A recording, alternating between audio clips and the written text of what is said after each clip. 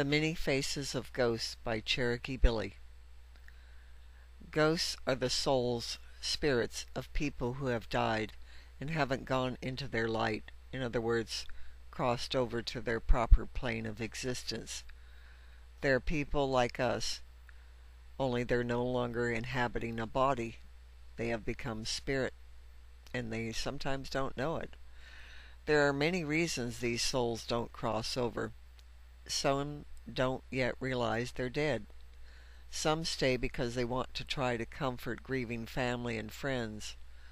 Some were so traumatized or severely depressed at the time of death that they can't see their light.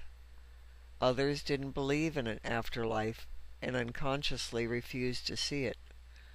There are those who think that they were too naughty and don't deserve it. If you could take a poll, there'd be loads of reasons, none of which are in the best interest or absolute fact. Going into the light is an individual experience. One may cross a bridge, go through a tunnel, cross a river, take a bus, get on a UFO, or whatever. Everyone sees it in what way that makes sense to them.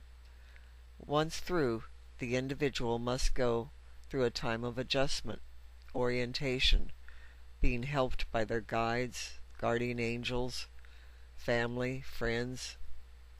Some who need extra help are immediately cocooned in a loving embrace for restoration. This could be a matter of hours, days, weeks, months, however long it takes. The cocoon is an individually tailored place to be the best healing environment for them, with extraordinarily talented healing angels of the highest order.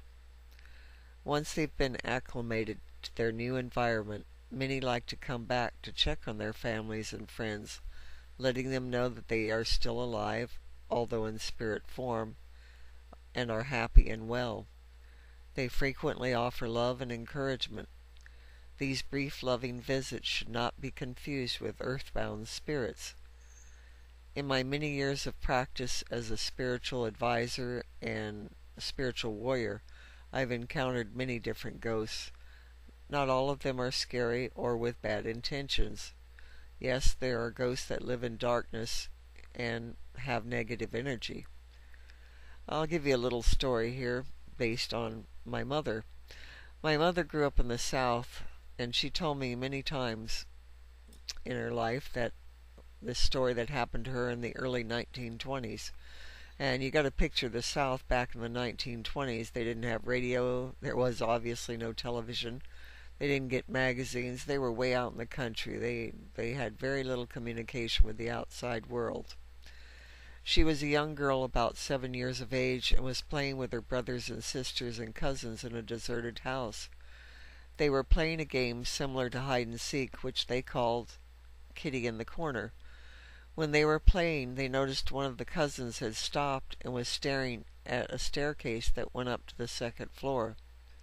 He was frozen, and they called him, and he would not move.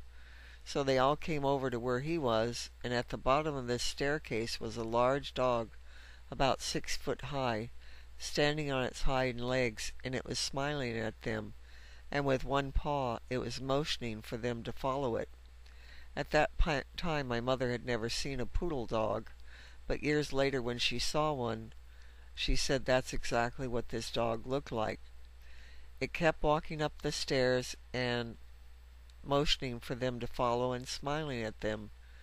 When it reached the top of the stairs, it vanished. At that point, they all ran out of the house and back home and told their parents what had happened. The parents came back with lanterns and searched all over the staircase, and there was no sign of anyone on the dusty stairs. I found that ghosts or demons can mimic many different beings. In 1998, I purchased a house that was fairly new, and the owner, who had been a paraplegic, had recently died there. The energy felt good to me. Within a few days, I felt the spirit of the previous owner, and the lights would turn on and off, which is pretty common with spirits or ghosts. One of my little dogs was frightened all the time, and I figured it was just the move to a new home. It was very hard to keep her calm. and I did not feel threatened in any way. I always felt comfortable in that house.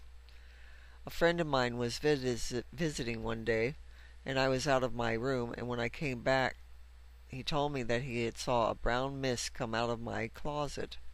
He said it was a ghost, as he had seen many before in his life. I wasn't sure whether to believe him because he was often a person who would play jokes on you, so I did not think too much about what he had said until a few days later. My housekeeper came running out of the bedroom, and I could tell she was scared. She told me that she was seeing this brown mist come out of my closet. At that point, I was convinced that something was going on, although I personally was not seeing this. Everyone who came into my home was afraid of my kitchen because they could feel a cold spot in the middle of it. Everything that I encountered in the home was positive. I wasn't getting all that everybody else was at this time. I often saw the various spirits walking around, and they were comforting to me. They did not frighten me. I didn't see any negative ones. This all changed, though, one day when a caregiver who had been living with me moved out. That night the spirits went wild, and I heard doors opening and closing and all types of strange noises. I felt like she had been doing some sort of spiritual work that was not positive, and when she left, she released everything. I became angry when I heard the sound of my little dog walking on newspaper round and around, which she did when she was sick. She had severe colitis, and she would be in a lot of pain, and she would walk in a circle. I started calling for her to come to me, and I continued hearing her sound of her walking in that circle. I called for her several times, and then I moved my arm to the left in the bed, and I felt her body.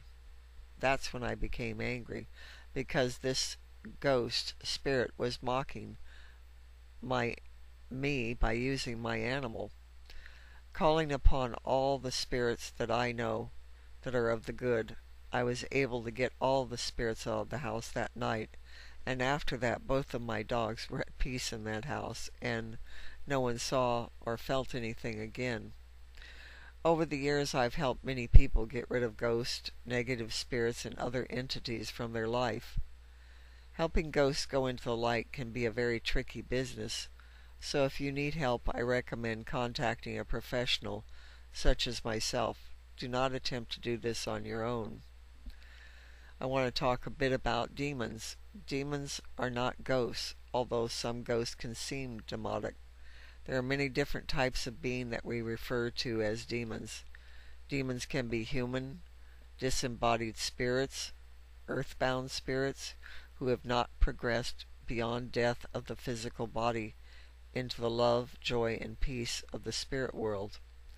A heart bound in untruth will most likely appear heavy upon death, weighted down by this world through mental traps such as guilt, condemnation, fear, hatred, anger, torment, those types of things.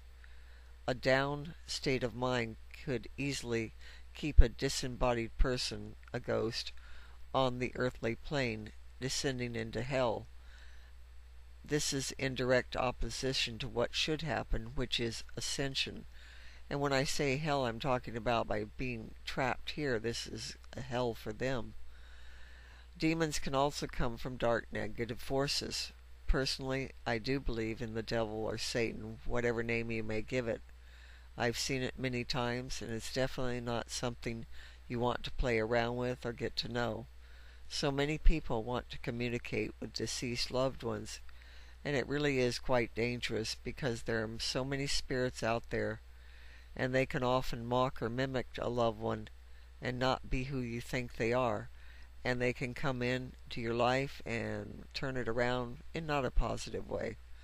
It's important that this type of work be done by a professional who is experienced in working with the spiritual world. All these must be handled with the utmost of care. Whether ghosts or demons, all are loved and treasured by God, the Divine Spirit, and are offered assistance to evolve as glorious creations in the light and not stay stagnating when they could be going on to do far more in spirit. If you need help with any of this, you can contact me for my services. Thank you for listening. This is Cherokee Billie.